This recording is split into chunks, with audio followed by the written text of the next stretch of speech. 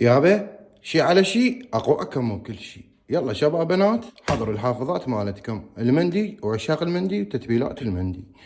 سويت لكم تتبيله الا فول ومكفول وعلى حسب الاصول، راح تنشاف وطعم يقرص، حامضه وحاره وسبايسي، تفيدكم البيت وتفيد اصحاب المشاريع البسيطه. تشوف لي اياها اتحدى واحد يطلع لي هي شلون ستروبري، هذا لون احمر، شوف لي اياه حجي مفول. طريقة سهلة وبسيطة ما أخذت من عندنا وقت، ودي أشوف لي إياها وكل الناس راح تحبها. أمان الله علي، يعني من أقول لك شغلة مضبوطة طبق وراي ما لك علاقة. فيا حبايب قلبي قبل لا نبلش بالطريقة صلى على محمد وآل محمد وخلينا لايك ومتابعة لأن حسابي محظور من الإكس بلاور.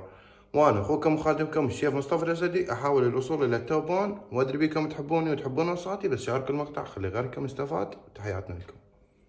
بالبداية عندي دجاجتين خشنات مربربات، شوف لي اياهن ضين، هذني فريش ذبحناهن رميا بالطماطة، غاسلينهن ومنظفينهن. هسه نخليهن على الصفحة نشتغل التتبيلة. نسوي لكم طيب مندي. هسه بخلاط ننزل شوية زيت، هسه ننزل شوية ملح، هذا شوية. هسه للزفرة وحتى نتخلص من الزفرة نضيف كشور مال برتقال بدون هذا الابيض مالتها واربع فصوص توم ننزلهم بالخلاط. هسه ننزل شوية شطة.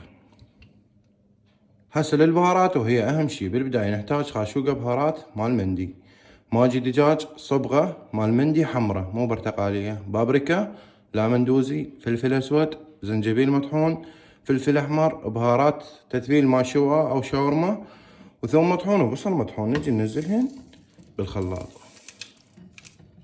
نجي ننزل نص علبة زبادي، طبعا انتم تقدرون بدون خلاط كلش عادي. خليناهم بالخلاط نجي نخلط. هسه هنا كملت التتبيله مالتنا، بدي اشوف لي اللون حجي اتحدى واحد مسوي هيك. هسه نجي نشتغل باللي يرضي الله. بحافظه نايلون ننزل الدجاجه مالتنا، طبعا يقولون شنو اي طبعا الا بذكر الله تطمئن القلوب. هسه نجي ذكرونا الله نجي ننزل التتبيله مالتنا. شوف اكو واحد مسويها هيك بس ابو الصوف وعلي دمار حجي، هذا حتى بالحمرة ما تحصلين اللون. حجي هسه هاي الثانية نجي هم نتبلها وعلي اخبلكم بعد ابن ابي طالب ما حد ما يقدر لي. بدي اشوف لي اياها تحدى واحد يطلع لنا هيك شغل. هسه ننزل باقي التتبيلة حجي ونتهنهن دهنة زينة. شوف لي اياها وين اكو هيك لون بس يمي. هسه نجي نتهن الدجاجة، طبعا احنا راح نتبلها ليلة كاملة باكر يلا نشتغلها. انتم عادي تقدرون تشتغلونها شغل فوري وتقدر ورا ساعة تقدر ورا ليلة، نفس الشي. خليتها وارجع. هسه اخر شي هذا اختياري نصر عليها برتقال، تعطينا نكهة برتقال. هاي وحدة وهاي اثنين وهاي ثلاثة مندي بالبرتقال. يلا اتحداكم تسوون هيك شغل.